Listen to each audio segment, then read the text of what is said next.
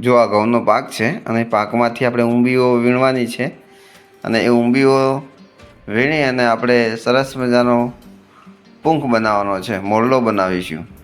જો એ આ ઊંબીઓ છે, આ ઊંબીઓ કહેવાય. અને આ ઊંબીઓમાંથી આપણે આવો મોરલો બનાવવાનો છે.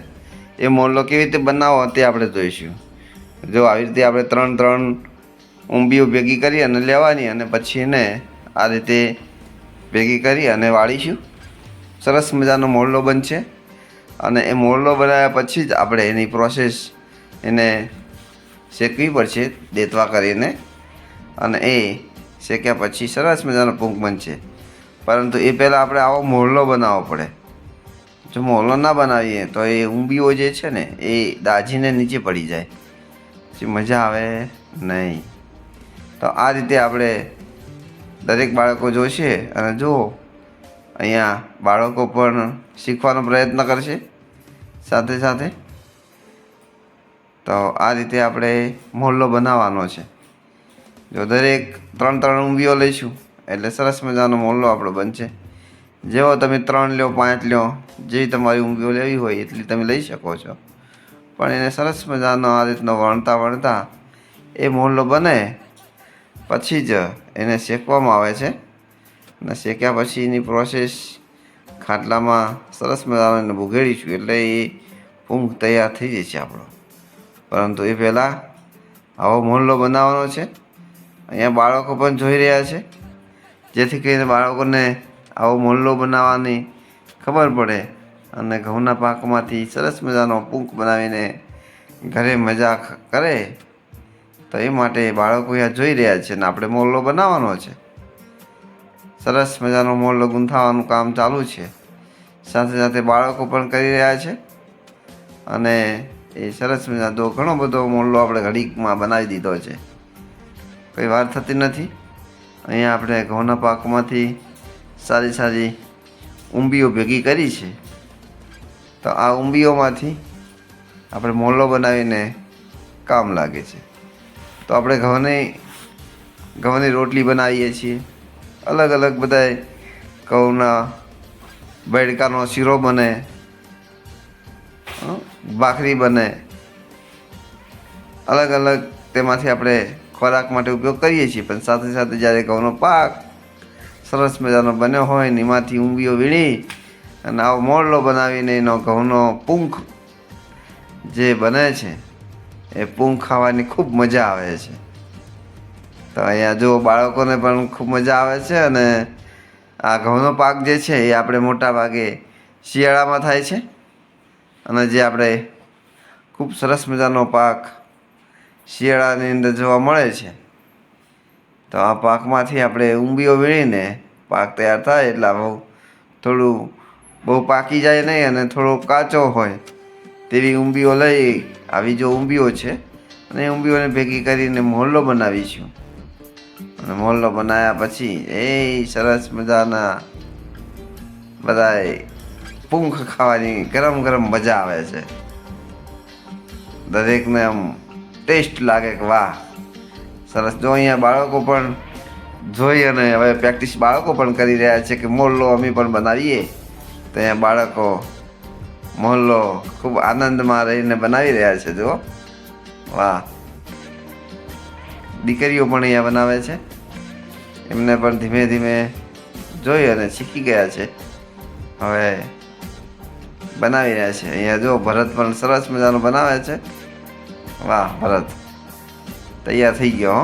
વાહ, જો અહીંયા દીકરીઓ પણ બનાવે છે. લાસુ અને અલ્પા અને જયશ્રી ને સરસ મજાના પૂંખની ઊંબીઓ ભેગી કરીને મોરલો બનાવે છે. હવે એને આપણે ધીમે ધીમે જેમ મોરલા તૈયાર થાય છે એમ હવે એને આપણે અગ્નિમાં શેકવો પડશે. જે હવે આપણે મોરલા તૈયાર થઈ ગયા છે, એક પછી એક મોરલા તૈયાર થઈ રહ્યા છે. અને પછી જેમ બધા મોરલા તૈયાર થઈ જાય પછી આપણે એને શેકીશું. બરાબર, તો ખૂબ મજા આવી જાય. તો આ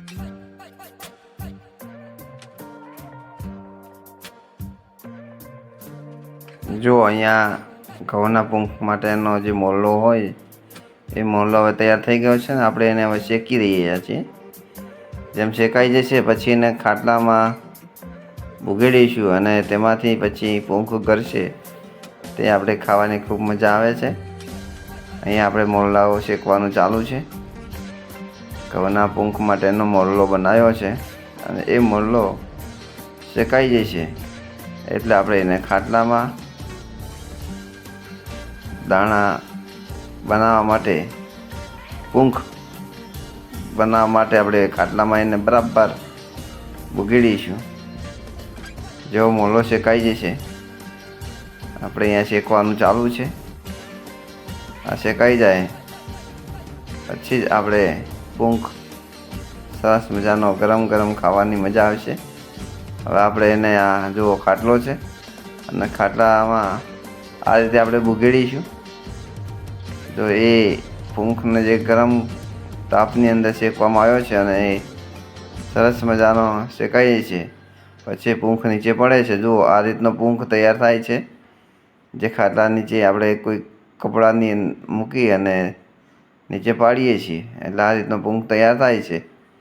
તો આપણે આ પૂંખ બનાવવાની પ્રોસેસ છે, પછી જ ખાવાની ખૂબ મજા આવે. એટલે વારાફરતી આવી રીતે મોરલાઓ શેકીને આપણે એને ખાટલામાં ભૂગેડીને સરસ મજાનો પૂંખ તૈયાર કરવામાં આવે છે. આવી રીતે જો બાળકો પણ સાથે સાથે શીખી ગયા છે મોરલો શેકવાનું કામ અને કેવી રીતે એનું કામ કરવું જોઈએ. જો અહીંયા બાળકો સરસ મજાનું પોતે પ્રેક્ટિસ કરી રહ્યા છે. વાહ, પૂંખને તૈયારી ચાલુ છે.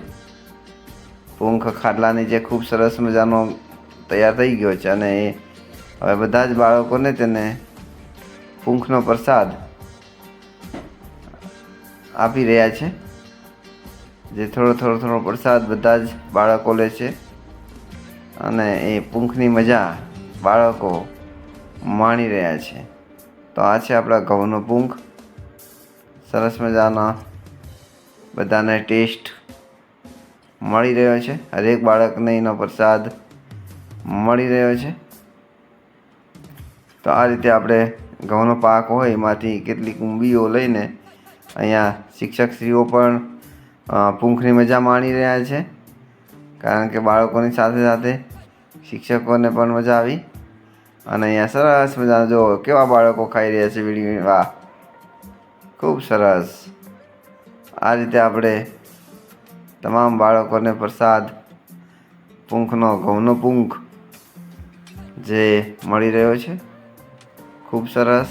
વાહ, કેટલો મજા આવે બાળકોને ખાવાનો. આનંદ આવી ગયો, કેટલો બધો આનંદ આવી ગયો. વાહ ભાઈ વાહ, બાળકો અહીંયા ખુશ થઈ ગયા આજે અને દરેક બાળકને પૂંખનો પ્રસાદ મળ્યો. તો આપણે આ જે ઘઉં તૈયાર થાય છે અને પછી એને ઊંબીઓ લઈ અને મોરલો બનાવ્યા પછી તેમાંથી આપણે આ રીતે પૂંખ બનાવીએ છીએ અને ખૂબ મજા આવી જાય છે. હરેક બાળકને ખૂબ મજા આવી ગઈ છે. દરેક બાળકો પૂંખનો પ્રસાદ કરી રહ્યા છે જે આપણે સૌએ જોયું છે. તો આ રીતે આપણે ઘરે પણ પૂંખ બનાવીએ. વાહ, કેવી દીકરીઓ પ્રસાદ લઈ રહી છે પૂંખની. ખૂબ મજા આવી ગઈ છે એમને. અને એ પણ એક સરસ મજાની પ્રોસેસ મોરલો જોવા મળ્યો છે. જય